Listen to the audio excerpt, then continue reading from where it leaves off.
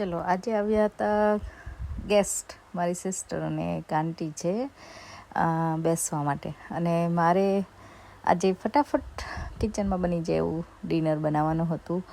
તો મેં વિચાર્યું હતું મેક્સિકન, કેમ કે ગરમી પણ એટલી જ હતી અને ઘરમાં પણ અવાકાડો અને બધું હતું, તો એમ તો ચલો કોઈ મેક્સિકન ડિશ જ બનાવી દો.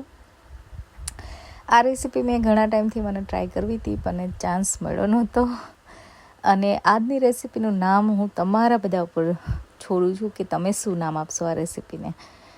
એટલે મેક્સિકન ટેસ્ટ સાથે આ બનતી રેસીપી ક્વિક અને ઇઝી અને ટેસ્ટી લાગે છે. તો મેં એના માટે રાજમા લઈ લીધા છે, મિક્સ બીન્સ લઈ લીધા છે. મિક્સ બીન્સનું જે મિશ્રણ હું નોર્મલી બનાવતી હોઉં છું એમાં મેં સ્મોલ રેપમાં ફિલિંગ કરી દીધું છે ચીઝ સાથે, અને એને મેં ક્રન્ચી બનાવી દીધા છે એર ફ્રાયરમાં.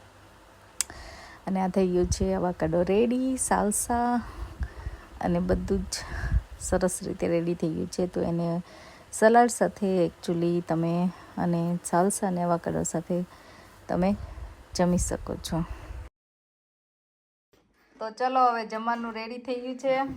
સ્નેહના ફેવરેટ નાચોસ બની ગયા છે. અને આ મમ્માએ શું બનાવ્યું છે નામ મને નથી એકચ્યુઅલી ખબર. આજે મેક્સિકન છે એટલું ખબર છે. નામ તમે આપી દેજો, તમને ખબર હોય કે આવું શું બને છે તો તમે કમેન્ટ કરજો, બરાબર ને? બોલો બોલો, આ બોલો, આને શું નામ આપશો તમે? મેક્સિકન ફ્રેન્કી. મેક્સિકન ફ્રેન્કી, હા એ સાચી વાત છે. મેક્સિકન ફ્રેન્કી. તે હું કીધું ચાલ? Mexican coffee roll. મેક્સિકન કાઠી રોલ. લો લો તમે અંગ્રેજી બનાવો છો, દેશી બનાવો છો? સ્નેહુને કેવું લાગ્યું? સરસ લાગ્યું. કેવું લાગ્યું સ્નેહુ? સરસ. પણ નામ નથી. ચા તેને ડેડીએ નામ આપી દીધું ને? એ તમે કમેન્ટમાં જણાવજો તમારે જે નામ આપવું હોય, બરાબર ને? તમે જે નામ આપ્યું. નાચોસ ભૂલી ગયા. નાચોસ તો હોય જ ને. લે સ્નેહુ એનું નામ નાચોસ. એનું નામ નાચોસ, એ તો બધાને ખબર છે.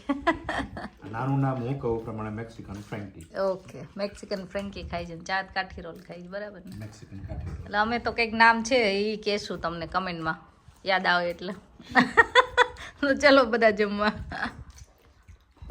આ જો મારી બેન આવી છે, પણ અમારા આંટી આવ્યા છે અમારા ઘરે. એ ઇન્ડિયાથી ક્યાંથી આવ્યા છો તમે? જુનાગઢ જિલ્લામાંથી. I think Mindeda. આ એ અમારા બેન રે ને એમના ઘરે જ રહે છે, એટલે એ હા એ બે ફ્રેન્ડ છે ને. આ બે મમ્મીઓને હારી મજા આવે છે. કેમ એ ને લંડનમાં ગમે ને? એ તો આઈને રહી જાઓ. એ 6 મહિના રહીને વળી પાછું આવવાનું, એમાં શું? એ હા, જો આ બહાર નીકળો ખબર પડે ને કે કેવું હોય લંડન. અત્યાર સુધી તો આપણે આમ વિચાર્યું જ હોય ખાલી, બરાબર ને?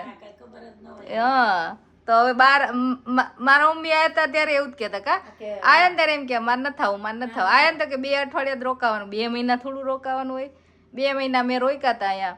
પછી આવીને શું કહેતા હતા એ કે મેં કીધું ને એકદમ મેં ફોન કર્યો, મેં કીધું શું કરો છો? એ કીધું ગમે છે.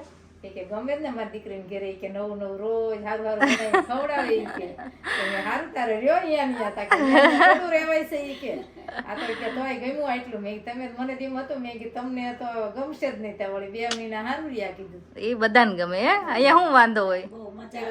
તો બસ જો આ રીતે ગપ્પા માર્યા, જૂની મેમરીઝ બધી યાદ કરી અને મજા કરી. તો આવા નવા સરસ રેસીપીના વ્લોગ જોવા માટે જોતા રહો વિદેશમાં વતન.